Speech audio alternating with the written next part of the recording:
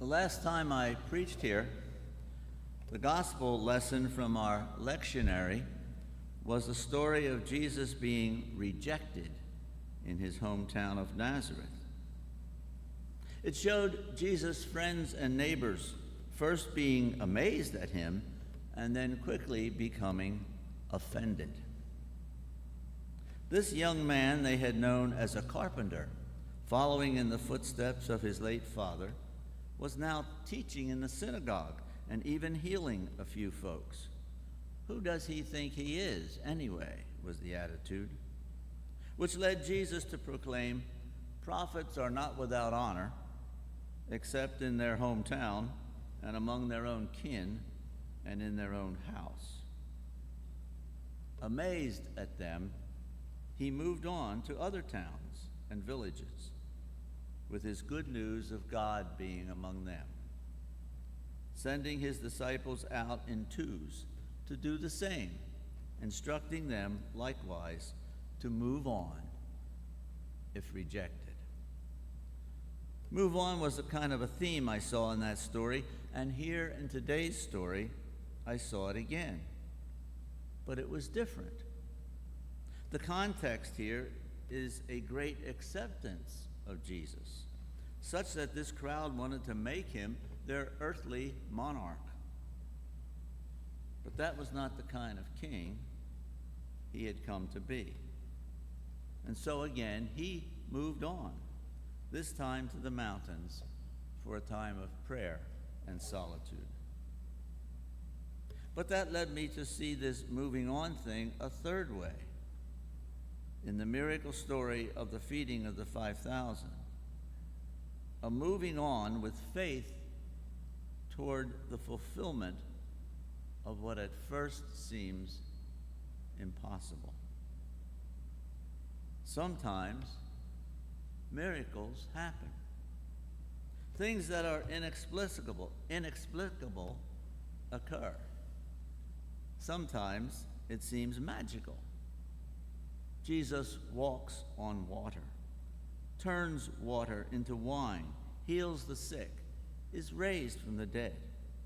In today's story, feeds a multitude of people with 5 loaves and 2 fish, with 12 baskets of leftovers. Miracles happen sometimes. I'm a sometimes kind of guy. It permeates my theology. I think I told you before that my only C in seminary, the others were A's and B's, my only C was in systematic theology, where the object is to show how various things we believe fit together. Well, the Bible doesn't help make that very easy. After a thorough search of both testaments, the conclusion I came to in my term paper on a very difficult theological question, and I won't get into that here, my conclusion was sometimes. Professor said paper grade D, course grade C. He didn't like sometimes. Now, what happened at this mass feeding we read today?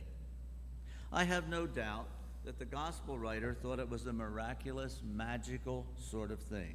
Wow, 5,000 people, 5 loaves, 2 fish, everybody fed, 12 baskets left. Inexplicable, showing the amazing power Jesus had. The near miss of the recent assassination attempt on Donald Trump has been interpreted by many, including the former president himself, as an act of God, a miracle. Not so in the case of John F. Kennedy. Miracles? Sometimes. You probably have miracle stories of your own to tell. Like when Cheryl went off the road one night on her way to work. Nurse, night shift. Seeking to avoid a head-on collision on the winding descent from our Summit Hill, Pennsylvania home, she almost went down the mountain, but was hung up just a few feet from the end of the guardrail that left her hanging, but unharmed.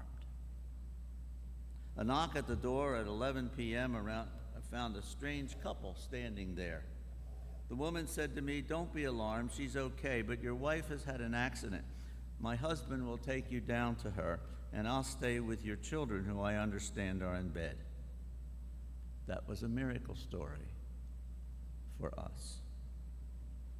Or the week in seminary, married with an infant child and limited income, when we found ourselves short of cash one week. A problem unbeknownst to her, my grandmother of limited means decided to endorse her Social Security check over to me that month. The check was in the mail. Only happened once. A miracle? We thought so. And I'm sure you have stories too, if you think about it, where miracles happen. Miracles happen sometimes. Unexplainable coincidences or events. People of faith or no faith at all often attribute them to God, as the gospel does to Jesus' divine power in today's lesson, without even specifically saying so. Sometimes that's how we see things, understand things, interpret things. Sometimes we call them miracles. But sometimes there is an explanation, and it's still a miracle, an act of God working in and through us. Some interpreters have seen this gospel story differently, have sought to explain how this miracle might have happened. Have you heard this before? Jesus asks Philip, "Where are we to buy bread for these people to eat?" Philip says, "No way we can do it. 6 months' wages wouldn't cover it." Andrew says, "There's a kid here with 5 loaves of bread and a couple fish, but that wouldn't touch it." Jesus says, "Get everybody to sit down, and let's give it a shot." This is where that move on thing I mentioned earlier comes in, a third way of understanding. Jesus takes the bread, gives thanks, overtones of communion, and distributes what he has to work with. And somehow everybody gets fed with a lot left over. A miracle? How? Well, some have said these people were out for the day. Would they have gone that far without taking along a box lunch or a bag? Certainly there were no McDonald's or Burger Kings along the way.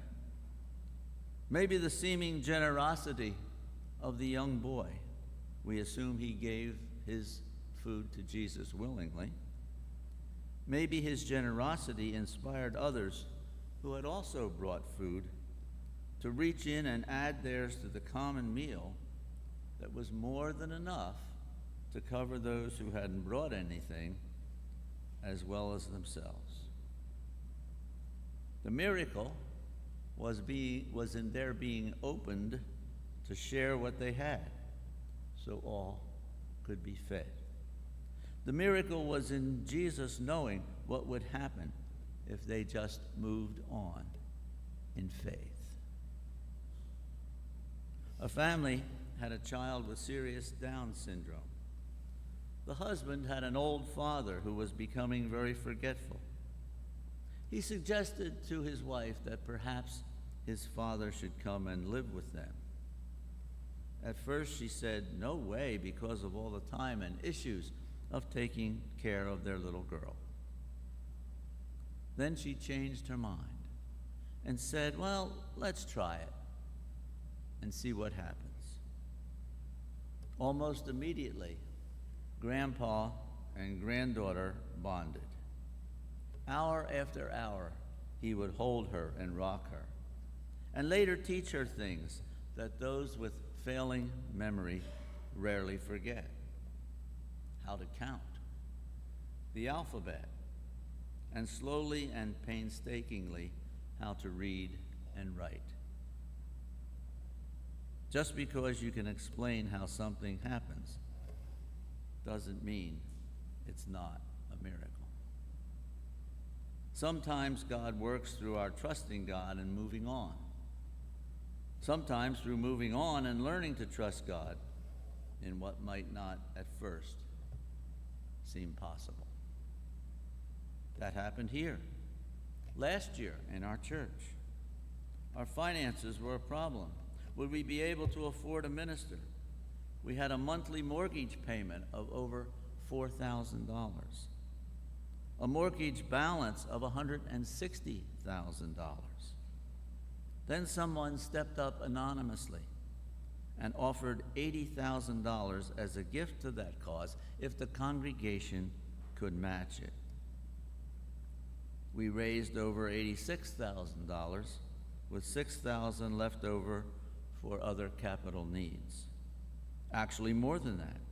For as the drive was going on, the mortgage continued to be paid down out of the budget, leaving almost $25,000 for other things that when all was said and done.